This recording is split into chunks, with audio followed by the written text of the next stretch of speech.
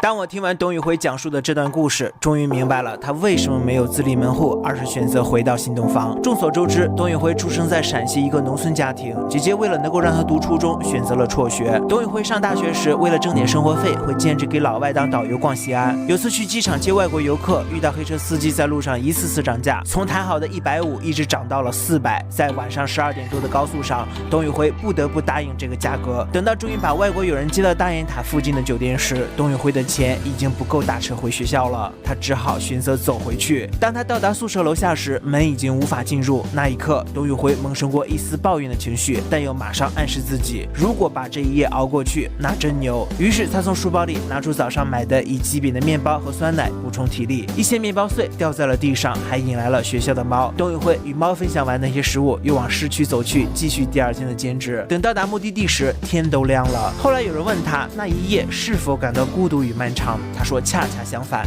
他记住的是漫天星光与一路歌唱。漫天星光与一路歌唱，多么浪漫与潇洒的意象！谁能想到，面对生活的苦难甚至不公，他不是去抱怨，而是用诗一般的情怀去包容、去接纳。这像极了小作文风波后的决定。虽然中间有各种言论为他出谋划策，但董宇辉还是选择回到新东方去做文理板块这一有情怀但又充满不确定性与挑战性的事情。有人说他的选择体现了很多底层出生的孩子的特质：老实、听话、无家底却有家教。但也许在董宇辉看来，做自己更感兴趣的事情比实际的利益更重要。其实在东方甄选和宇辉同行，除了董宇辉，还有一批底层出来的孩子也在努力的闪闪发光。东方甄选的这些寒门贵子们让我看到，在这个时代，有才华仍是可以被看到、被点亮的。除了董宇辉，还有哪些寒门贵子在闪闪发光呢？第一位，石明。石明不仅是董宇辉的老乡，还是跟董宇辉同一批被东方小孙召唤到北京且跟董宇辉合租的主播。在刚火那会儿，两人交班时会经常互相调侃、互揭老底，笑点密度堪比德云社相声，被网友戏称永垂不朽组合。虽然两人都讲过童年的一些贫寒经历，但不同的是，石明的描述总是让人觉得好哭又好笑。比如讲他小时候在上学的山路上被狗咬伤的经历，灌木丛中跳出的狗拖着他咬，留下了6个疤痕。当时他爸爸因为不好意思找同村的人要赔偿，而选择没打狂犬疫苗，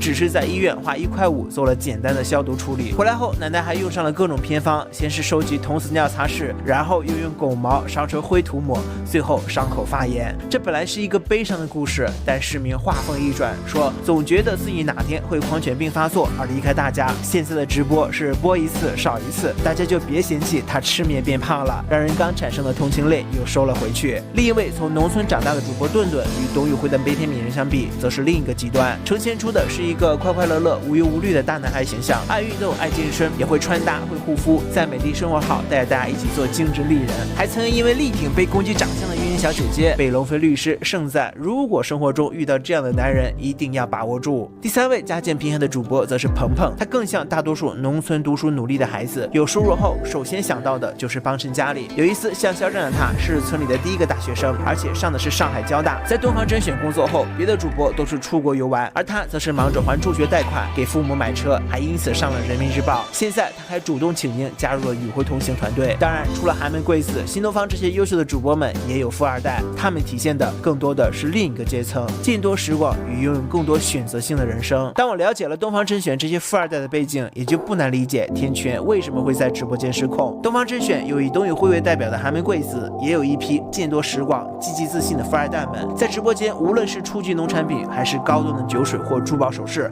他们都颇为了解。他们的一些决定，让我们看到起点高的人真的有更多的选择性。首先是天权，家住北京朝阳区大平层，曾在东方甄选看世界北京站中调侃，看世界就在他家楼下。天权怎么来的啊？走着来了呗。本科赴美留学的他，在东方甄选最出彩的直播是在酒水号上，无论多贵的白酒、红酒、洋酒，他都能侃侃而谈，讲出其背后的文化、社交属性及口感上细微的差别。已然是混过各种高端局的人，算是酒水号的一哥。当东方甄选小作文事件以来舆论风波时，直播间出现了部分极端言论，其他主播要么表现得很职业，在镜头前依旧努力唱跳，要么像石明那样把一丝失落写在脸上。而天权或许是没有受过这种委屈，或许就是因为家里的底气，不缺这份工作，硬怼了回去，说是被停播3个月，但是1个月就复播了。而另一位已暂别一段时间的主播钟灿，也是一位不折不扣的富二代。顿顿爆料他第一天上班拎的就是爱马仕。优渥的家庭条件让钟灿从小上国际学校，精通英语、法语、西班牙语、意大利语等多国语言。丰富的经历与见识让他成为东方甄选第1位播遍6大账号的主播。无论是茶叶、珠宝、护肤品，还是高端酒水，他都能讲得头头是道，因为那些都是他日常生活所接触的东西。不过因为某口误事件，他暂别了一段时间。这期间，他在专业的录音棚录歌致敬祖国，在重庆的别墅家中品茶、阅读、打坐，